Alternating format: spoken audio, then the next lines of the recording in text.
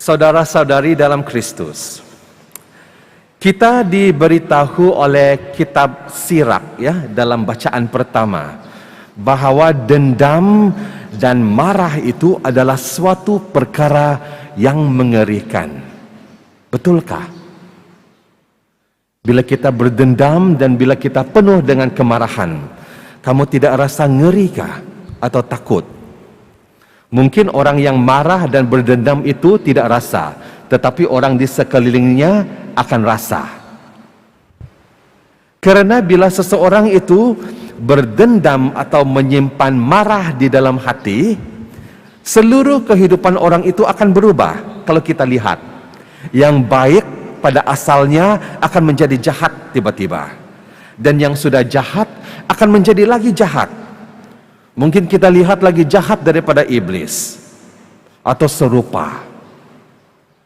Oleh itu Tuhan mengingatkan kita bahwa kita harus berhati-hati, berwaspada dengan perasaan yang melibatkan dendam dan marah yang berpanjangan. Ada suatu cerita mengenai seorang prajurit yang cacat anggota badannya disebabkan oleh peperangan.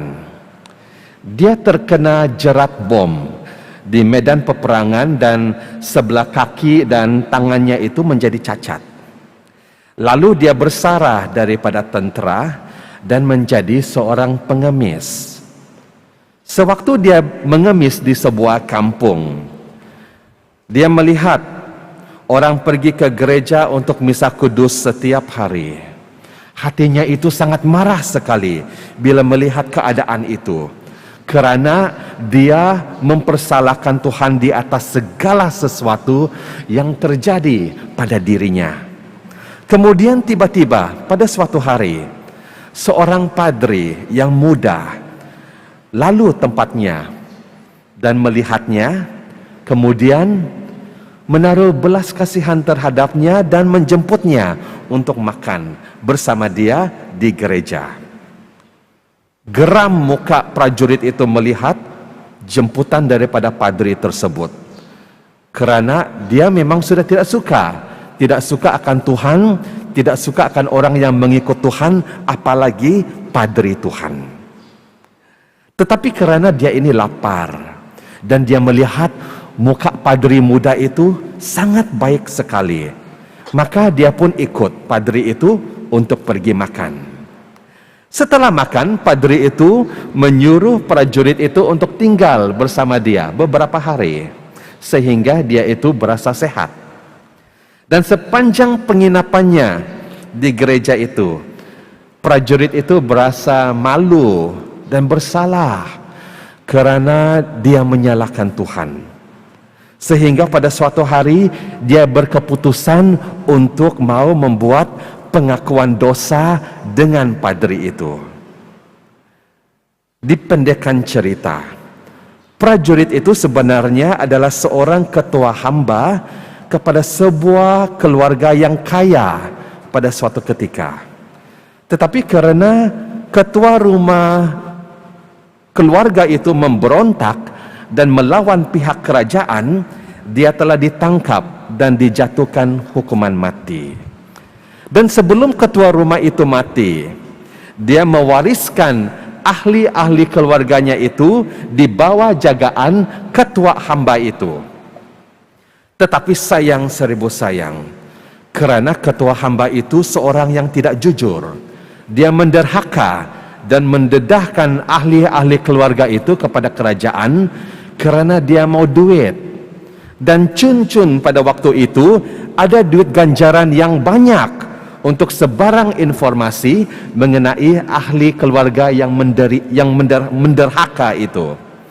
Dan bila diketahui, seluruh keluarga itu dibunuh, kecuali seorang anak yang berjaya melepaskan diri. Dan prajurit itu malu dengan kisah lampaunya, dan dia mohon pengampunan daripada Tuhan. Lalu padri itu berdiam seketika dan dia memberikan absolusi kepada prajurit itu.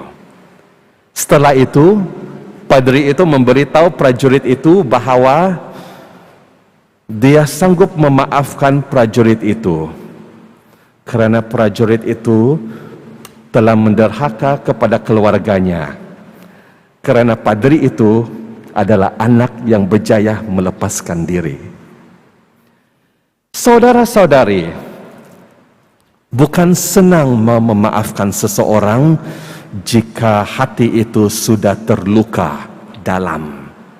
Tetapi rahasia untuk membentuk hati kita agar mampu menerima belas kasihan daripada Tuhan adalah melalui penyangkalan diri kita dan melalui penerimaan kita akan hakikat dosa itu. Karena dosa itu adalah seperti penyakit kanser.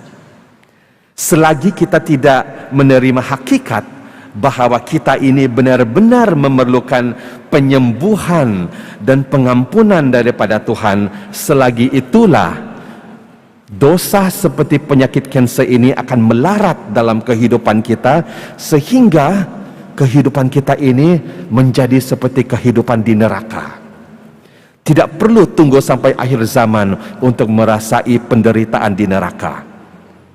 Bila kita tidak memaafkan, itu adalah pengalaman yang bakal kita alami bila kita berada di neraka.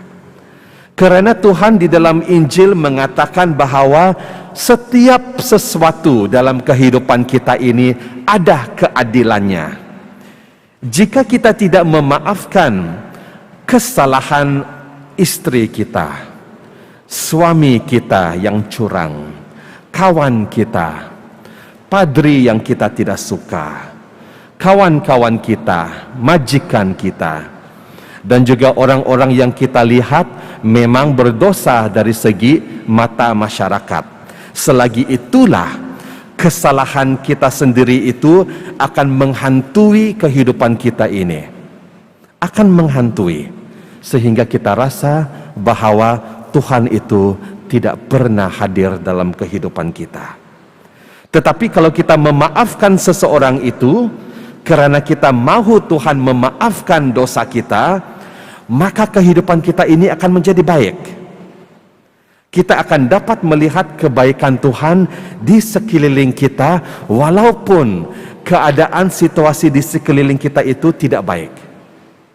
Karena kasih Tuhan itu sudah bertakhta dalam hati kita. Oleh itu, saudara dan saudari, memang dendam dan marah itu mengerikan. Tetapi jawaban ataupun penyelesaian kepada dendam dan marah ini adalah melalui kasih dan melalui pengampunan dosa. Oleh itu, Tuhan sentiasa mau membantu kita dalam kehidupan. Sebab itu, Tuhan tidak pernah menolak kalau kita mau kembali kepada Dia. Tetapi kita perlu membuat keputusan yang betul, sama ada kita mau menerima kasih Tuhan itu ataupun tidak. Marilah kita di dalam Ekaristi ini kita mohon daripada Tuhan supaya memberikan segala sesuatu yang mustahil, memberikan kita kekuatan untuk mau memaafkan musuh kita dan membantu mereka yang berdosa untuk kembali kepada Tuhan, supaya kita dapat merasakan kuasa karya penyelamatan Tuhan itu dalam hidup kita sehari-hari. Kita mohon berkat dan rahmat daripada Tuhan, dan semoga Tuhan memberkati kita semua. Amin.